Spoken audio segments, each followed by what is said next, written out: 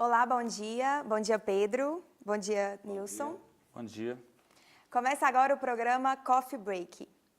O trânsito e o transporte público são os maiores problemas de infraestrutura de Belo Horizonte, de acordo com a última pesquisa realizada pelo Sindicato Nacional de Arquitetura e Engenharia em 2013. Qual a solução para o trânsito de Belo Horizonte? Essa é a principal questão que abordaremos no programa. Aos 120 anos, Belo Horizonte ainda enfrenta problemas na mobilidade urbana. Excesso de veículos nas ruas, engarrafamentos e transportes públicos precários são alguns dos principais obstáculos. De que modo o planejamento urbano impacta em tudo isso? No programa de hoje, vamos entrevistar o professor Nilson Nunes, graduado em Ciências Econômicas. Nilson é doutor em Engenharia de Transporte pela Universidade de Leeds, na Inglaterra. Seja muito bem-vindo. Obrigado. Bom, nós sabemos que Belo Horizonte, né, ela foi uma cidade planejada e ela nasceu com o propósito de se localizar ali, né, na Avenida do Contorno, mas tornou uma proporção ainda maior, né? O crescimento passou por cima do planejamento. O crescimento excessivo de Belo Horizonte por cima desse planejamento, você acha que pode ser considerado um erro? De certa forma, sim, né? É o que acontece na maioria das cidades, né? Onde o que foi planejado, né, foi exacerbado. No caso bem recente de Brasília, por exemplo, também, é o que acontece. E acaba impactando todos os serviços básicos, né, da cidade, né? Principalmente a questão da mobilidade. Sim. E qual a diferença do planejamento da capital mineira para o planejamento de Brasília, por exemplo, como você citou? As duas, assim, na essência, tinham o mesmo propósito, né? De você tentar equilibrar, né, todos os serviços públicos, né? E dar uma qualidade de vida melhor para o cidadão, essa é a ideia. Só que não contavam com outras ações externas, né, que acabou extrapolando aquilo que era previsto, né? Aqui mesmo você falou, né, a ideia de Belo Horizonte era ficar contida dentro da Contorno, né? Sim. Mas no seu crescimento, já na sua constituição, isso já foi violado, porque o que estava planejado lá dentro da Contorno, mas foi permitido que pessoas que vinham para trabalhar ou prestar serviços, de maneira geral, para essa comunidade dentro da Contorno, fosse se instalando na periferia, né? E originou os bairros, né, que a gente conhece, Serra, enfim, esses bairros, Santo Antônio, no Santo Antônio está dentro, mas esses outros mais periféricos, né? Assim, para nomear agora são vários, mas enfim, a Serra é bem característico disso, né? E foram crescendo sem nenhum planejamento, né? Em contraste com o que existia, né? E obviamente isso acabou impactando, né, toda a comunidade. Mas assim, em comparação a Brasília mesmo, o que você acha que Brasília tem de melhor, assim, estruturado do que Belo Horizonte? Porque Brasília, na verdade, ela foi tombada, né, como patrimônio da humanidade, então assim, pelo menos o plano piloto, ele é difícil você mudar alguma coisa porque não pode alterar nem fachada de prédio, os ministérios, mas não cuidar do entorno, e aí que foi o problema, porque grande parte da população, principalmente que presta serviços, né, básicos, sei lá, o padeiro, a costureira, enfim, esse pessoal mora no entorno, né? E o entorno explodiu porque não houve nenhuma preocupação de planejamento, e principalmente na divisa ali com Goiás, que é muito próximo, né? Foram doados terrenos, né, por governantes antigos, enfim. E isso aí acabou gerando hoje uma situação praticamente impossível, que começou a afetar todo tipo de serviço, né? Mobilidade nem se fala, né?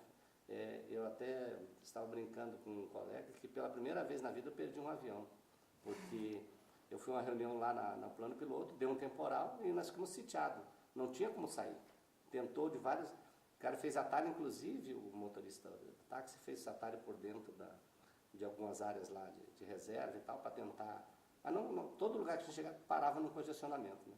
Acabei chegando no aeroporto, que em situação normal 15 minutos lá do plano piloto, acabei chegando com 40 minutos de atraso. Realmente isso impacta, né? Essa falta de planejamento impacta. E é muito comum, né? É muito comum essa questão do engarrafamento. E outro fenômeno que a gente também vem enfrentando, né? Essa dissociação do planejamento da mobilidade e do planejamento urbano em si, né? São coisas inerentes, um interfere no outro, mas em termos de política ainda é bastante dissociado. Por exemplo, essa permissividade com a verticalização. Né? Do ponto de vista, por exemplo, da prefeitura ou dos órgãos de planejamento urbano, é interessante você adensar, porque você acaba criando economia de escala, né? O serviço de água, né? Abastecimento de água, esgoto, tudo, ele fica mitigado, porque você tem mais pessoas concentradas e pagando pelo serviço, né? Fica melhor do ponto de vista da administração. Mas, para o setor de engenharia de transportes, por exemplo, fica complicado, porque você troca uma residência unifamiliar por um prédio de 20, 30, 40 andares, não tem, mas 30, pelo menos já tem por aí. Mas, enfim, mas são várias famílias, de repente, que vão morar ali, né, com a taxa de motorização bem elevada, porque o nosso sistema de serviço de transporte público, como vocês já falaram, é bastante deficitário, né? E aí o caos. Né? Tá? E outra coisa também, o sistema viário não acompanha, né? E quando você faz o loteamento, a lei de uso e ocupação do solo, todas as leis vigentes, ela determina qual é a relação das áreas disponíveis para circulação, né? E as áreas para serem edificadas, né?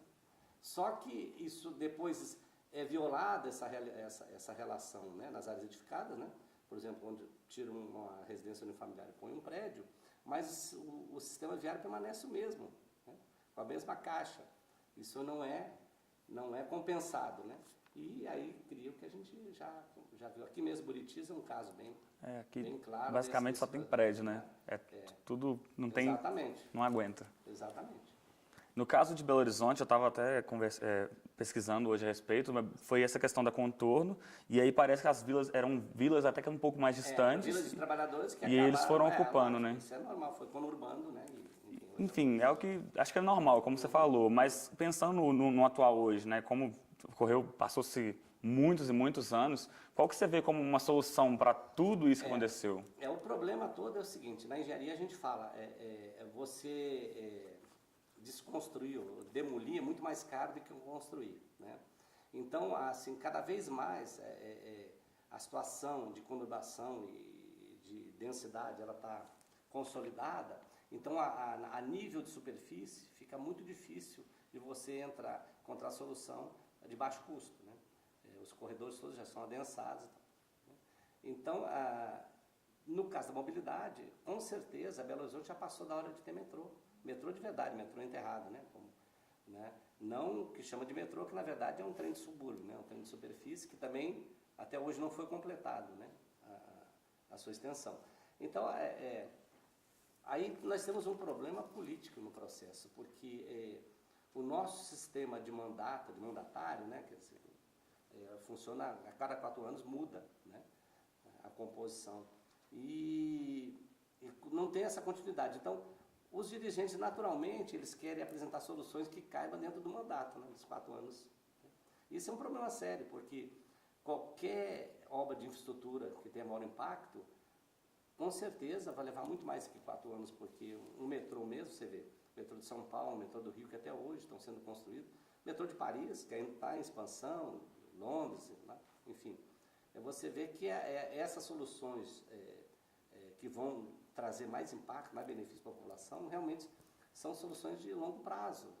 Então, é o que a gente chama, isso tem que estar na política de Estado e não de governo. Né? Mas os governantes não, fecham os olhos porque é mais cômodo para eles. Né? Nós temos um exemplo bem claro, né? Você falou da matriz deficitária, por quê? A gente tenta resolver tudo com o sistema ônibus. O ônibus é um sistema de baixa demanda, vamos dizer assim. Né? Então, no setor de transporte, você tem as capacidades bem definidas. Né? Se você trabalha fora da capacidade, você vai gerar algum tipo de custo para o sistema, né? Pode, inclusive custo social. Então, o que eu quero dizer, se você tem baixa demanda e trabalha com um sistema de alta capacidade, você vai ter capacidade ociosa e vai gerar custo. Por outro lado, se você tem alta demanda e tenta resolver com um sistema de baixa capacidade, você também vai gerar custo, o custo social. É o caso atual. O caso atual. Então, sim, assim, nós tivemos a oportunidade, que foi a Copa, né, que poderia implantar aqui, melhorar a nossa matriz de transporte público, né, introduzir tecnologia de mais alta capacidade, e não fizeram. O governo virou as costas e veio com a solução do BRT, que depois virou MOVE, né, Mas todo mundo sabe que é de baixa capacidade. Sim. Tanto que, na época, eu fui um dos críticos, quando me perguntaram se o BRT ia resolver o problema da mobilidade. Eu disse não, porque hoje o corredor, no caso da Antônio Carlos, que eu citei, e da Cristiano Machado, eu falei, o corredor do Antônio Carlos, hoje tem, no ponto mais crítico, em torno de 50 mil passageiros por hora por direção, todos os modos. Né?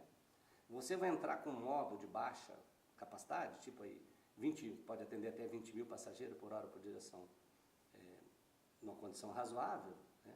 Você não vai entender isso nunca. Então, aquela história, não, que vamos tirar as pessoas dos veículos privados, vamos botar no BRT móvel, eles estavam rezando porque isso não acontecesse, porque não tinha capacidade para isso. O sistema já sabia a priori que não tinha. Tanto que eu falei outra coisa, que na época fui criticado, eu disse assim, até eu lembro de um repórter, acho que foi de Estados Unidos, mas professor, e aí? O que vai acontecer? Se não tem capacidade, o que vai acontecer? Eu disse, vai acontecer uma coisa bastante simples. Vão colocar ônibus na marginal. Aí todo mundo, tá doido, professor, vão gastar um dinheiro desse para botar ônibus na marginal? Eu disse, vão colocar, tá aí para quem quiser ver hoje. Que disseram que era uma coisa temporária, né, que está aí há vários anos. Então, essas são essas questões, né, que tem. Acho que é muito interessante a gente pensar sobre essas soluções, né? E acho que é o que você falou, tem problemas políticos, são muitos problemas envolvidos. Esse talvez seja o pior. Agora nós vamos para um rápido intervalo e já a gente volta. Ok. Foi muito bom. Mas é isso mesmo, quer dizer. Muito interessante.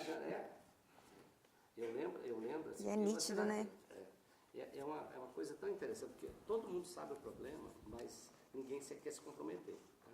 Mas eu acho que o pior de tudo é o que nós estamos vendo hoje na denúncia da Lava Jato, é a contaminação política dos órgãos de decisão, entendeu? Então, numa gestão, quer dizer, no momento que os operadores de ônibus bancam a campanha do prefeito, quer dizer, o prefeito fica refém do setor, entendeu? Que não vai fazer nada contra. Então, para mim, está mais que claro que a decisão de colocar um BRT foi esse comprometimento do prefeito com o setor que financiou a campanha dele, entendeu? Porque se ele fosse um cara imparcial, ele ia, não, peraí, vamos colocar um VLT, ou vamos começar a pensar em projetar um metrô. Pensar o certo, né? Inclusive o metrô, ele falou que ia criar uma nova linha e tal, só por questão de campanha, fizeram uns furos lá na Praça 7, não sei o quê, né? Eu lembro de ver uns projetos desses, há muito tempo atrás, eu lembro de ver um projeto de uma linha que ia vir, tipo, Buritis, Pampulha, um trem assim, e na época que eu vi, já faz, tipo, uns 8 anos, se bobear, já era antigo. Então, tipo assim, é muito antigo e nunca vai pra frente, nunca... Justamente acho que é por isso que você falou, né? Porque um projeto desse, ele demanda muito tempo. Porque, você tem que fazer, como são recursos públicos, licitação para desenvolver o projeto. Né? Só esse processo é demorado. Depois você tem que licitar o projeto. Também, né? É demorar, que aí entra a pessoa com recurso. Tá? Depois desenvolver o projeto, que também é outra coisa demorada. Né? E, enfim, implantar, que é mais demorado ainda. Então, claro que isso aí extrapola os 4 anos. Então, é o que você falou, não tem tanto interesse da sociedade, né? E dos meios políticos com essa questão, a gente não anda, não desenvolve. Né? Eu já vi muita gente falar, metrô é caro.